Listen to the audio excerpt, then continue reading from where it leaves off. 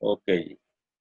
Last time हम जो है वो बायोइक्विवेलेंस स्टडी का डिज़ाइन ऑफ बायोइक्विवेलेंस स्टडी डिस्कस किया था हमने, जो कि क्रॉसओवर स्टडी डिज़ाइन था। कुछ जल्दी से रिवाइज कर लेते हैं कि दो प्रोडक्ट्स हैं। पहले प्रोडक्ट ए एक इंडिविजुअल को देते हैं, वॉलंटियर को, और उसका सैंपलिंग करके तो उसके पीके पैरामीटर्स कैलकुलेट कर लिए। उसके बाद फिर प्रोडक्ट बी उसी वॉलंटियर को देते हैं और उसके पीके पैरामीटर्स कैलकुलेट करके तो उनका आपस में कंपैरिजन करते हैं, और अगर तो डिफरेंस जो है वो स्टैटिस्टिकली सिग्निफिकेंट है तो वो ड्रग जो है वो बायोइक्विवेलेंट नहीं है, और अगर drug statistically difference statistically significant नहीं है तो ड्रग जो है वो बायोइक्विवेलेंट है। अब इसमें एक क्वेश्चन था कि जी इस तरह नहीं कर सकते हम कि एक ड्रग एक इंडिविजुअल को देते हैं और दूसरी ड्रग दूसरे इंडिविजुअल को देते हैं। ये जो स्टडी डिजाइन है जो भी हमने डिस्कस किया है लास्ट टाइम, इसे कहते हैं ये क्रॉस ओवर स्टडी डिजाइन है। क्रॉस ओवर मीन के एक ही इंडिविजुअल के ऊपर हम दो डिफरेंट ड्रग्स जो है वो after the wash out period time उसको वो दे रहे हैं। ठीक है, दो डिफरेंट इंडिविजुअल्स को दो डिफरेंट ड्रग हम देंगे अगर, तो वो पैरेलल स्टडी डिजाइन होता है। ठीक है, वो हम उस सूरत में करते हैं जबकि ड्रग की जो हाफ लाइफ है बहुत ज़्यादा हो, उसके वॉश आउट पीरियड बहुत मतलब सपोज उसका हाफ लाइफ जो है वो for few weeks to few months हो, अगर उसके लिए फिर हम बहुत ज़्यादा वेट नहीं कर सकते। उस कंडीशन में हम ये करते हैं कि हम दो डिफरेंट ड्रग्स दो डिफरेंट इंडिविजुअल्स को देते हैं, दो डिफरेंट ग्रुप्स बना लेते हैं वॉलंटियर्स के, लेकिन इसमें इस चीज़ का ख्याल रखा जाता है कि उनके डेमोग्राफिक्स जो है वो अ, एक जैसी हों।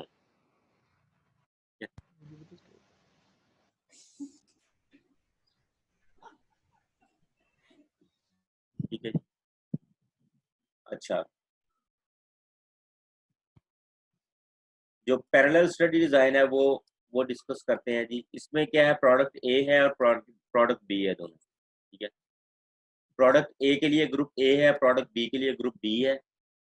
दोनों डेमोग्राफिक्स सेम होने चाहिए। एक ग्रुप में नॉर्मली 20 के करीब वॉलंटियर्स रखते होते हैं, तो दोनों ड्रग्स अपने अपने रैले जो जो भी रेलिवेंट वॉलंटियर्स हैं उनको एडमिनिस्टर करते हैं।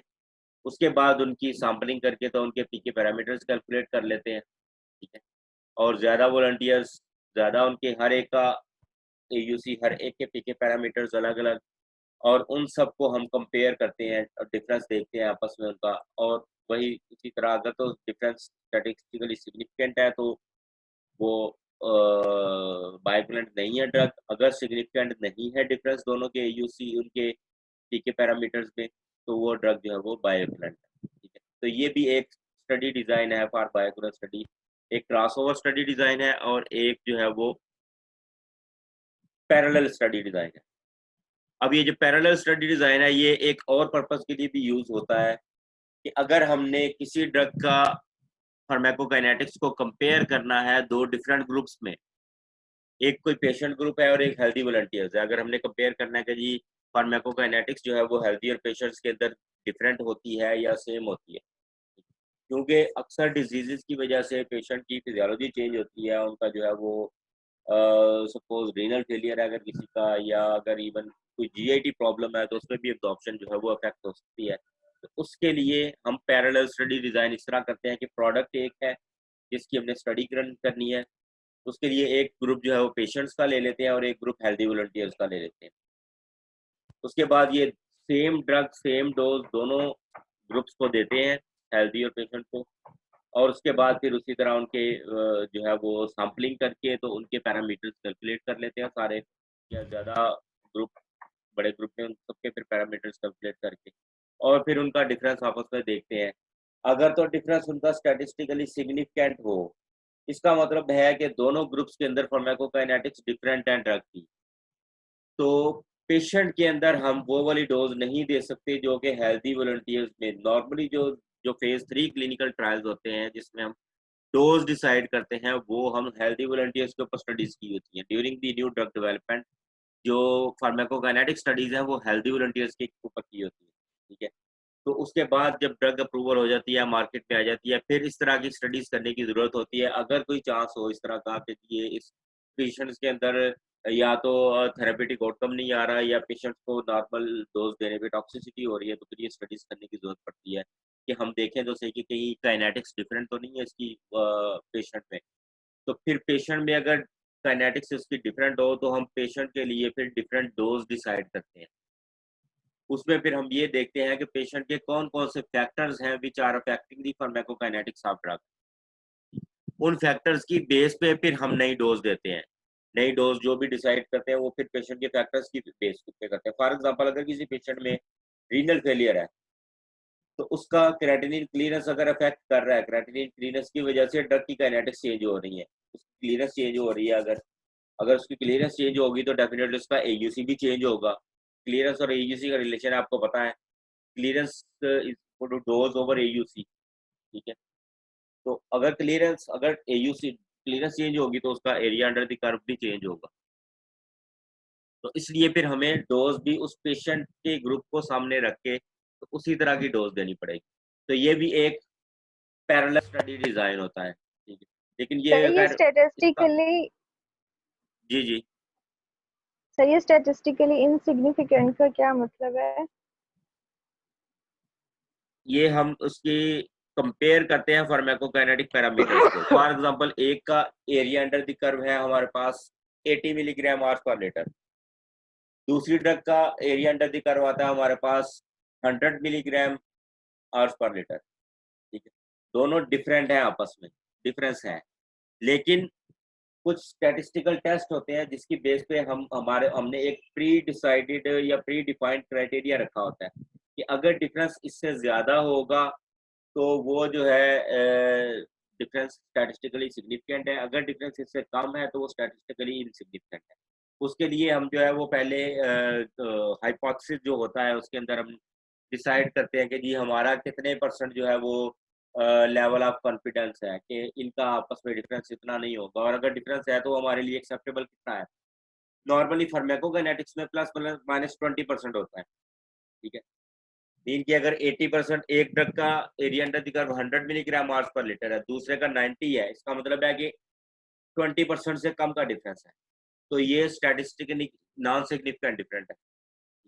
स्टैटिस्टिकली की नॉन सिग्निफिकेंट डिफरेंस होने का मतलब हुआ कि ये दोनों ड्रग्स आपस में इक्वल है, इनके रिजल्ट्स इक्वल है, एक तरह के ही रिजल्ट्स आ रहे हैं इनके। ठीक है, तो ये दोनों बायो इक्वलेंट है। अगर एक ड्रग का AUC 100 milligram hours per litre है और दूसरी ड्रग का एयूसी आता है हमारे पास 70 मिलीग्राम आवर्स पर लीटर, तो इसका मतलब है कि ये हमारी उस एक्सेप्टेबल रेंज से ज्यादा डिफरेंस है इनका। तो 80% 20% से ज्यादा का डिफरेंस आ गया तो इस केस में फिर जो ड्रग है वो difference is statistically significant and the drugs are not bioequivalent. ठीक है जी।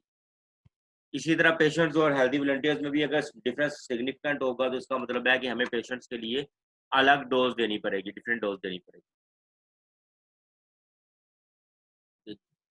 अच्छा जी, अब आगे हम different methods for the bioequivalent assessing the bioavailability and bioequivalence, कि हम कौन कौन से मेथड्स यूज करते हैं, किस किस तरीके से हम बायोअवेलेबिलिटी और बायोइक्विवेलेंस स्टडीज का एफडीए रेगुलेशंस सीडीईआर सीडीडीआर, ये सीडीईआर है Center for Drug Evaluation and Research. ठीक है, ये भी एफडीए का एक पार्ट है।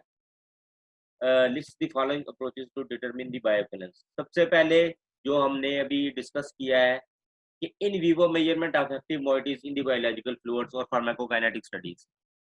इन विवो मीन के हम पेशेंट्स के को ड्रग दे के तो उसके सैंपल कलेक्ट करते हैं और उसके बाद उसकी फार्माकोकाइनेटिक्स पैरामीटर्स को कैलकुलेट करते हैं और उन पैरामीटर्स को फिर हम कंपेयर करते हैं। ठीक है, तो ये एक मेथड है फॉर द असेसिंग बायोअवेलेबिलिटी।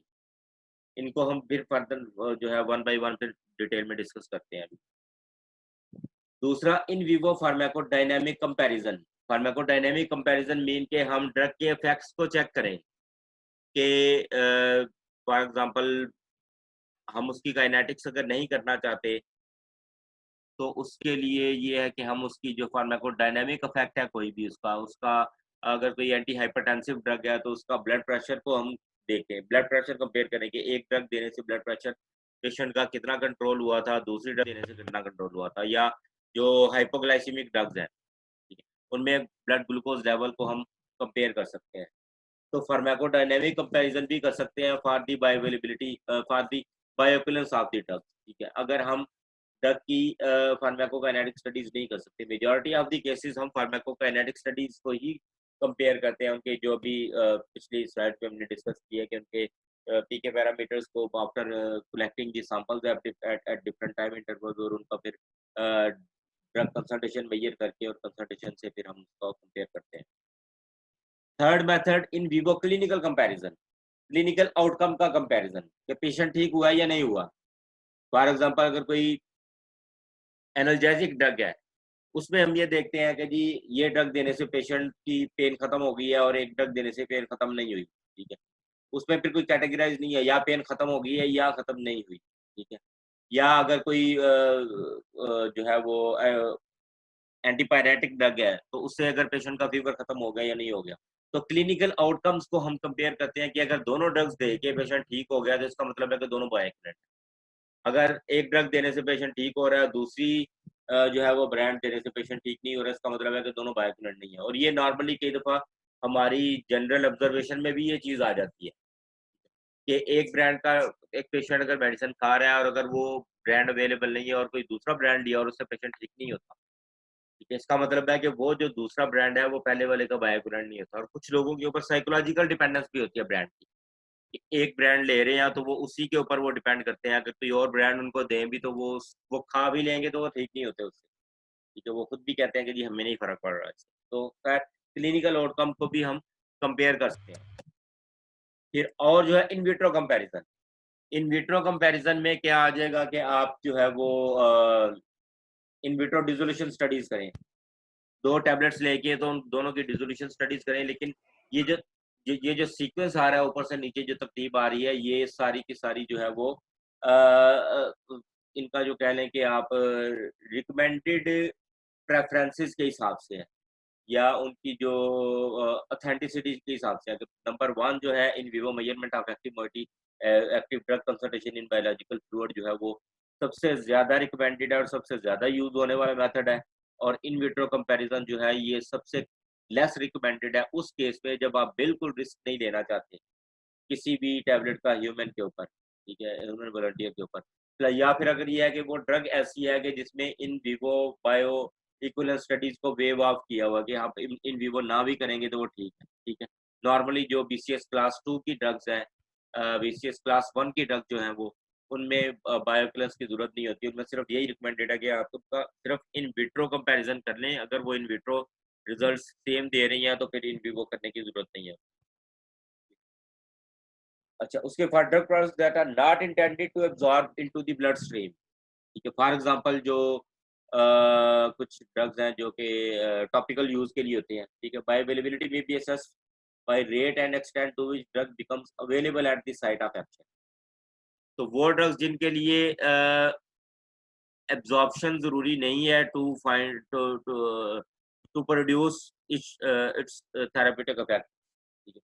उनके लिए फिर सिर्फ availability at the site of action topical अगर दिया है तो उसमें टॉपिकल जो एप्लीकेशन के बाद उसको देखते हैं कि जी ये प्रोडक्ट के अंदर कितनी ड्रग है और जो अप्लाई की है वो साइट ऑफ एक्शन के ऊपर कितनी ड्रग जो है वो अवेलेबल है। तो उस केस में फिर हमें इन विवो स्टडी इस तरह करने की या सैंपलिंग करने की और सैंपल लेके उनका एनालिसिस करने की ज़रूरत नहीं पड़ती।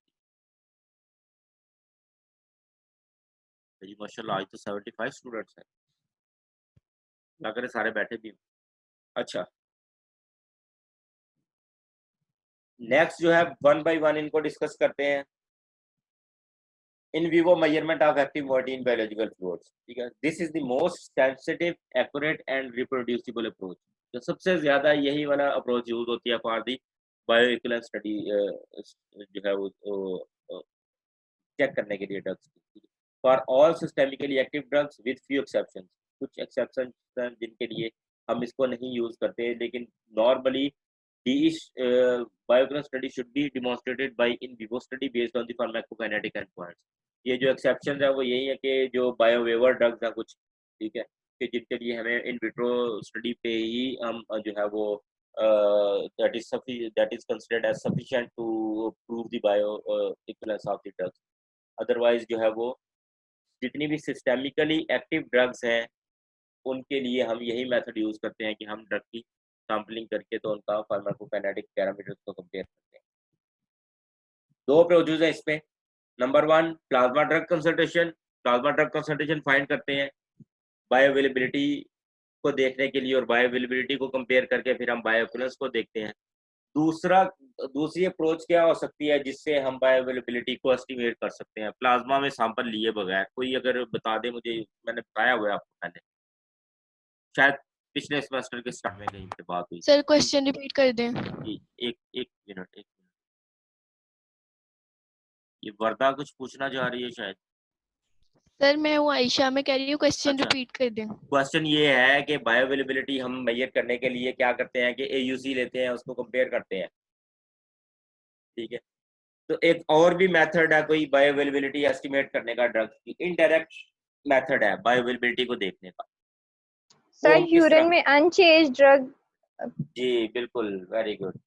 यूरिन जो है, यूरिन सैंपल लेके तो उसमें हम देखते हैं कि उसके अंदर अनचेंज ड्रग कितनी है। तो basically that is the indirect method for the estimation of bioavailability of the drugs. ठीक है जी। अच्छा, अब प्लाज्मा कंसंट्रेशन जो है, plasma drug concentration, this is the most direct and appropriate way to measure the systemic bioavailability. जाहिर है directly हम ड्रग जो है वो प्लाज्मा में ही चेक कर रहे हैं। प्लाज्मा में ड्रग हम एडमिनिस्टर करने के बाद ड्रग ने जाना ब्लड के अंदर ही है, तो ब्लड में ही हम ड्रग को कंसंट्रेशन को चेक कर रहे हैं और उसमें भी ड्रग की मूवमेंट्स को या ड्रग की जो है वो rate and extent of drug absorption को कंपेयर कर रहे हैं। तो ये सबसे ज़्यादा direct and this is the most appropriate way to estimate the bioavailability and bioequivalence. Parameters इसमें कौन कौन से चेक करते हैं हम? टीमैक्स हम देखते हैं कि time to reach the maximum plasma concentration, measure of the rate of drug absorption. ये हमें दो तरह के पैरामीटर, जब हम बायोअवेलेबिलिटी को डिफाइन करते हैं तो उसमें हम ये दो टर्म्स यूज करते हैं, rate and extent of drug absorption.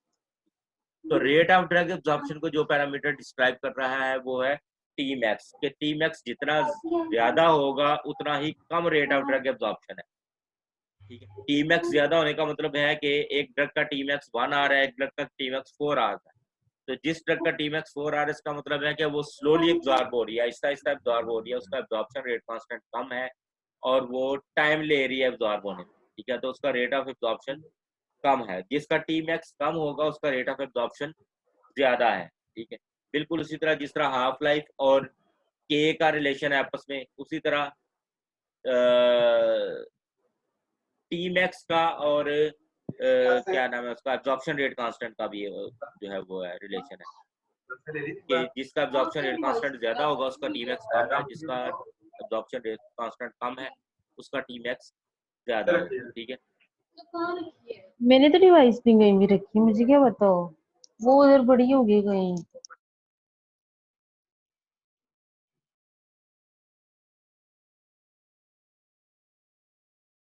अच्छा जी। उसके बाद at Tmax the rate of drug absorption becomes equal to the rate of drug elimination.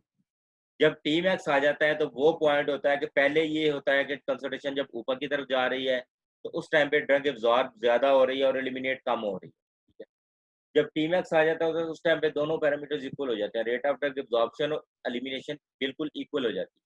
उसके बाद फिर जब कंसंट्रेशन में डिक्लाइन आना शुरू होता है तो उसमें रेट ऑफ ड्रग एलिमिनेशन बढ़ जाती है और एब्जॉर्प्शन कम हो जाती है।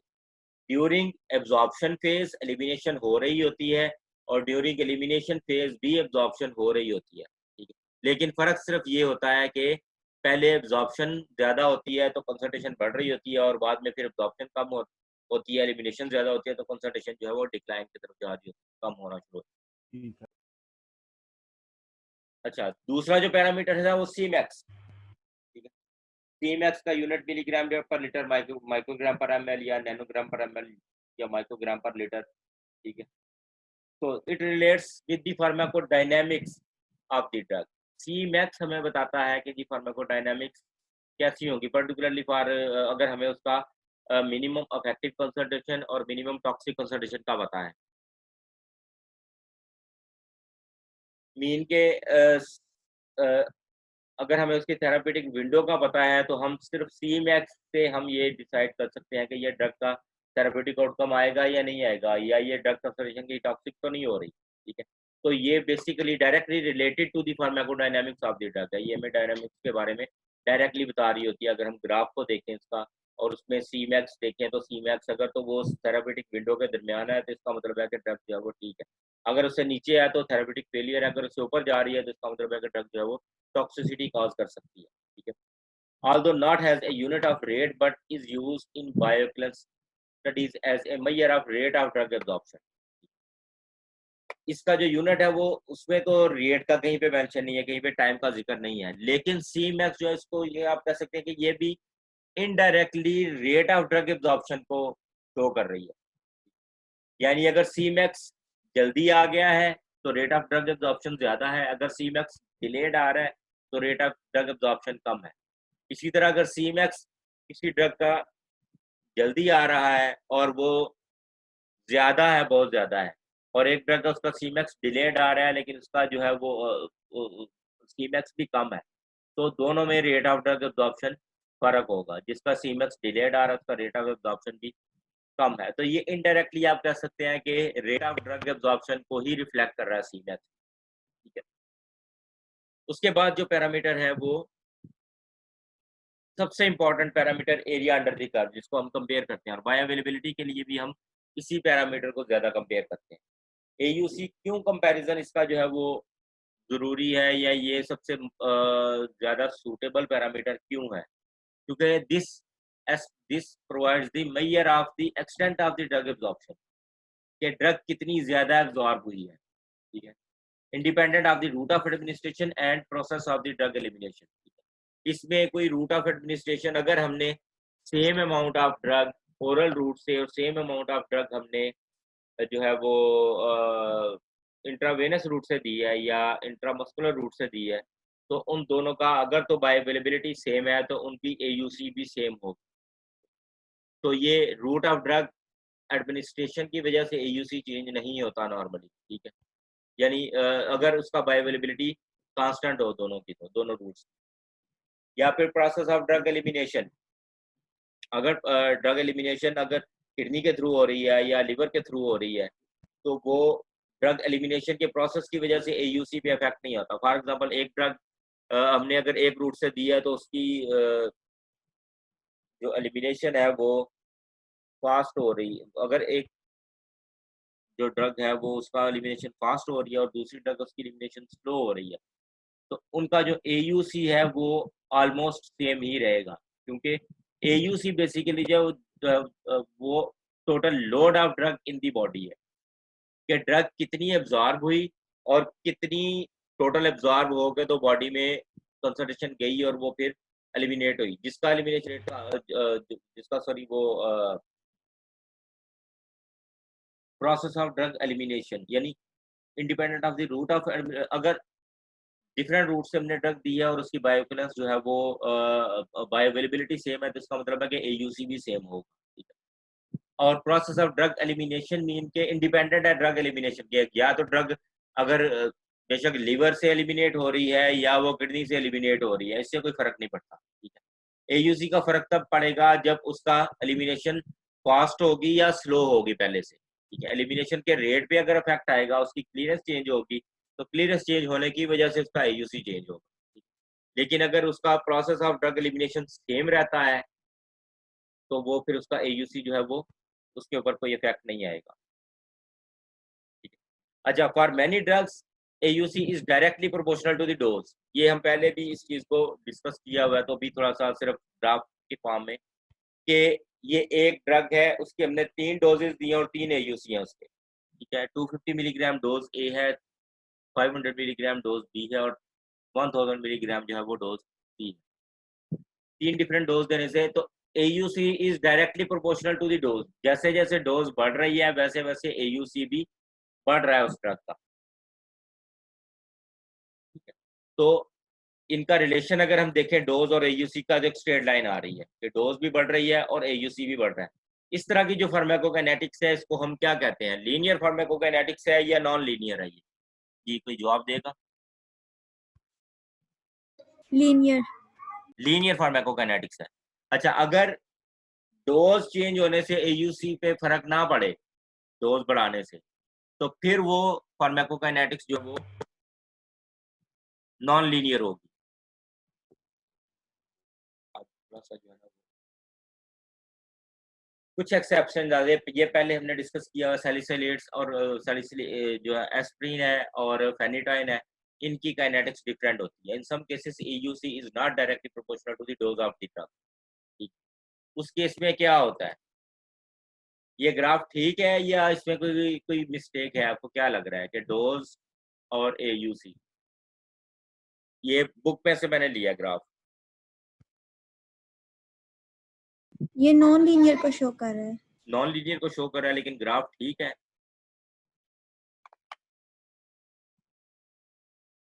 बुक के अंदर, चार्जर के अंदर काफी सारी मिस्टेक्स हैं, ये उनमें से एक है। सर इसमें ये ये डोज देखें, बढ़ाने से एरिया कम हो रहा है। यानी इसमें जो डोज बढ़ती जा रही है, यानी डोज यहाँ पे देखें तो डोज यहाँ पे कांस्टेंट है, लेकिन AUC बढ़ता जा रहा है। ठीक है, हालांकि होना ग्राफ ये इस तरह चाहिए था, यहाँ से ऐसे आना चाहिए था कि डोज बढ़ती जा रही है और AUC बढ़ना बंद हो गया। तो ये ग्राफ बेसिकली ऐसा होना चाहिए कि डोज बढ़ने से AUC बढ़ना खत्म हो गया। ये AUC इस तरफ बढ़ रहा है, इस तरफ डोज बढ़ रही है ना, तो डोज बढ़ने से AUC पहले बढ़ रहा है, लेकिन एक टाइम पे जाके ये AUC बढ़ना बंद हो गया, डोज बढ़ाते जा रहे हैं। तो ये वाला जो ग्राफ है, ये इस बुक के अंदर ये वाला ग्राफ है जो कि गलत है। एक्चुअल में ये ग्राफ है।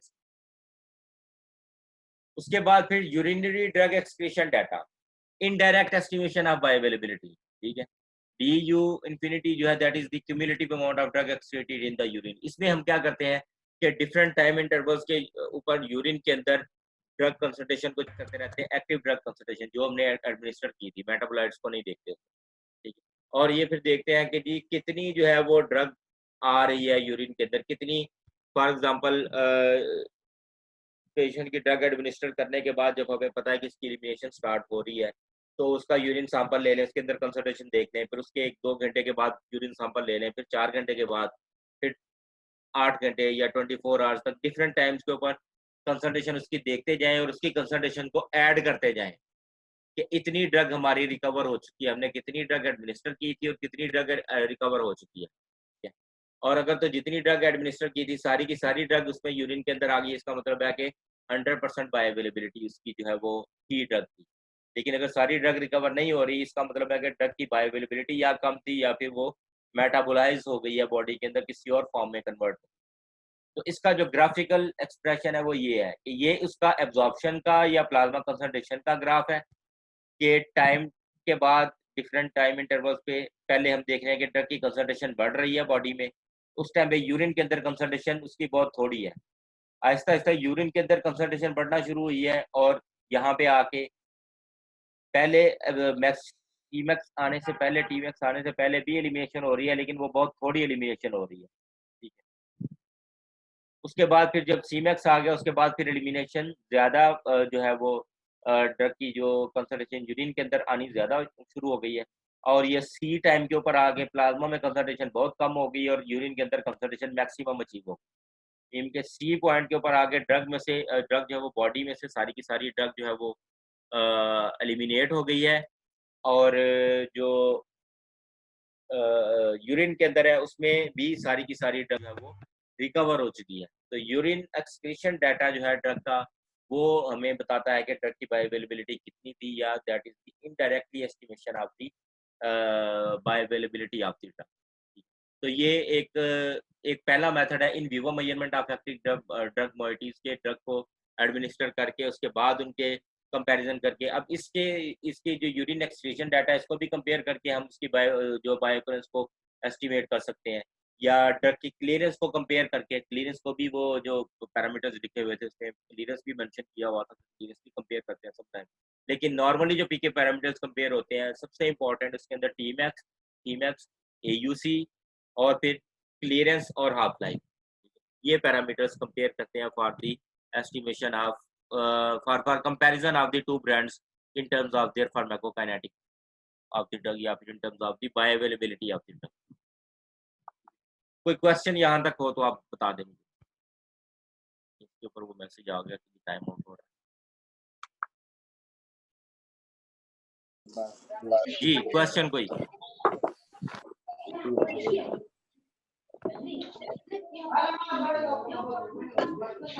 सर क्वेश्चन इसमें से नहीं है, वो आईवीआईवी में से है। आपने कहा था कि जो क्लास 4 बीसीएस क्लासिफिकेशन ड्रग होती हैं वो ओरल सूटेबल नहीं होती है। उसमें हमने एग्जांपल्स पढ़े थे, फ्यूरोसिमाइड की और हाइड्रोक्लोरोथायराइड की। हालांकि ये तो हमारे पास टैबलेट फॉर्म में ओरल के लिए आती हैं। हाँ उसकी एग्जांपल मेरा ख्याल है ये बुक में अंदर कोई एग्जांपल्स उसको मुझे भी वो उसको जेल में आ रहा था कि शायद ये अवेलेबल होती हैं, उसको देखना पड़ेगा शायद, या तो बुक के अंदर एग्जांपल गलत दी हुई हैं, पर वो बिल्कुल बात आपकी ठीक है कि वो अवेलेबल है ओरल फॉर्म में। क्लास 4 की वो फिर नहीं होंगी शायद, वो मिस्टेक की है, उसको वेरीफाई करना पड़ेगा मुझे।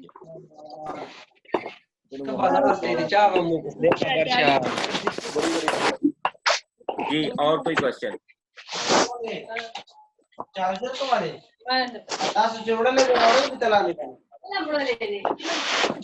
अच्छा ये टाइम हम इसका चेंज कर सकते हैं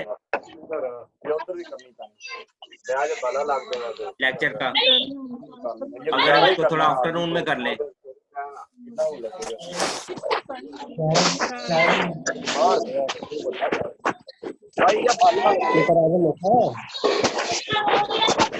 सर सबके माइक्स ऑफ कर दें। मैंने इसलिए ऑन किए हैं कि मैंने कहा शायद अगर किसी ने कुछ बात करनी हो। जी चलें ठीक है, वो फिर मैं सीआर और जीआर के साथ कांटेक्ट करूंगा। टाइम जो है ना ये थोड़ा सा मुझे सूट नहीं कर रहा है इस टाइम, अगर हम इसको आफ्टरनून में रख लेंगे तो ज़्यादा बेहतर होगा। सर 240 के बाद हमारा कोई लेक्चर नहीं होता। 240 के बाद कोई लेक्चर नहीं है?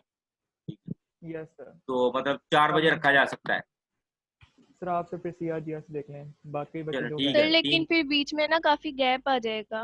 3 बजे रख लें। मतलब अभी हम बैठे होते हैं ना तो फिर सारे लेक्चर 3 बजे रख लें। 240 पे लेक्चर खत्म होता है आपका? Yes sir. Yes sir. Bill साहब का लेक्चर यानी 240 तक है, उसके बाद 3 बजे आप मेरे साथ रख लिया करें, ठीक है? ठीक है सर, जैसे आप 3 बजे ज़्यादा सूट करता है। सर सीआरजीएस को बता दीजिएगा तो वो बाकी को चलें इन्फॉर्म कर सही देंगे। है। तो इस टाइम थोड़ा सा जो है ना वो आज मुझे कुछ लेक्चर शेकी सा लगा है, अपना मज़ा नहीं आया। मैंने नाश्ता नहीं किया हुआ था, चाय नहीं पी थी। चलें ठीक है इंशाल्लाह, ये फिर मैं अभी शेयर कर देता हूँ उस पर और yes, ठीक है। तो कल फिर इंशाल्लाह प्रैक्टिकल भी होगा और लेक्चर भी होगा। 3 बजे कल फिर रखते हैं। ठीक है सर। ठीक है। ठीक है सर, अल्लाह हाफिज। अल्लाह हाफिज सर। क्या सर?